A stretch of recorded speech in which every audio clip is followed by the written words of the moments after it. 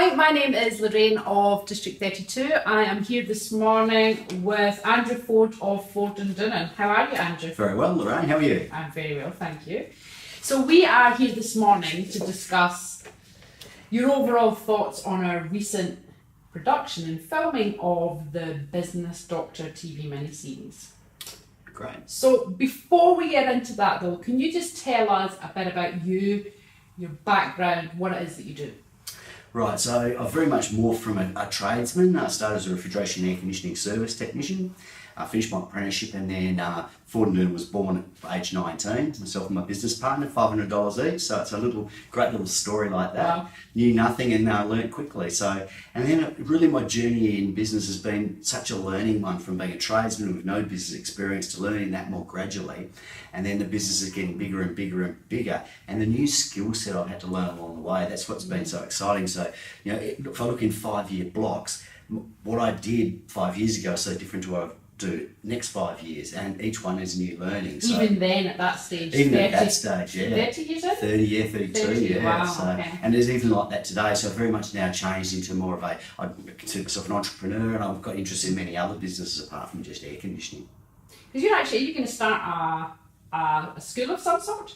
Yeah, I'd like to do some entrepreneur training. Right, okay. My actual business name is Andy Ford, Entrepreneur Trainer. So Okay. I don't want to be a business coach, but Yeah. I just believe I can offer a skill to help people who want to scale their business up, just help them write their business plan and be objective with that business plan and cut straight through all the fluff and say, I think there may be an issue there, I love it, look at that one again, that sort of thing.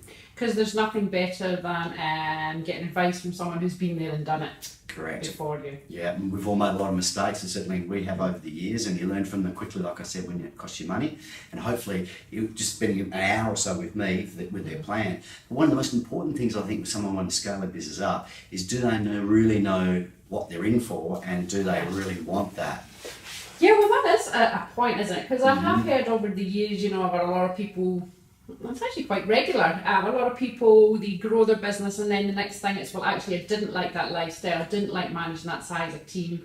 I cut off 2 divisions, cut 50% of staff, and now it's much more manageable and suited to their managerial style, leadership style. That's such a key point, and also it comes down to people's, I suppose, risk profile, or what we call, what I call it, can they put up with the uncomfortableness, if that's a word, of being outside what they're used to and living on the edge for a while until they sort of get the skill set to be more comfortable in that zone. And it is a scary place, and a lot of people don't want to do it, and that's fine too. It's really whatever they're comfortable with. You mean, do you want to live on the edge forever? Yeah. More or less, until you catch back up again. There's the next skill set, right? And there's there's always the next thing. There's always the next thing. And there's this valley of death that I call it in a growth cycle, So your business is going really well and you're making some good money. Then you grow, so you need to invest in your business. And the business won't necessarily pay more because you've invested for another 1 or 3, 4 years. So your profitability can go like this, then tank down this valley. And at the bottom, it's another stage, people get very scared. They go, I'm making less money than what I did before. Why am I doing this? And they retreat, which is fine. But those with the sort of, the fortitude to keep going and believe in where they're going, you then pull out of that valley and come back out and be making more money. Then it's a series of these valleys if you want to keep scaling your business. What's that traditional J-curve? Exactly. Of business. And I used to do a little bit of advising myself, and I was always, it was a point.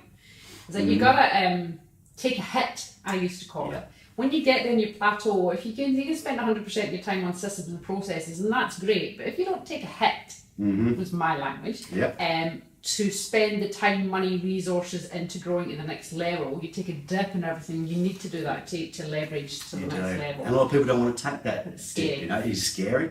And they're out of their comfort zone, and each to their own. It's not a right or wrong way to do it.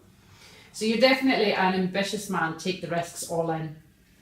Calculated risk, yeah. Mostly. Yeah, I never put everything on the line for anything. I'm not that sort of profile, but I'll certainly say, okay, well, I might lose a little bit of money or not be able to take as much dividend out of the business for a 1 or 2 year period, but I can see where I want it to go, and I believe once we get there, it'll be worth that plus some. Yeah.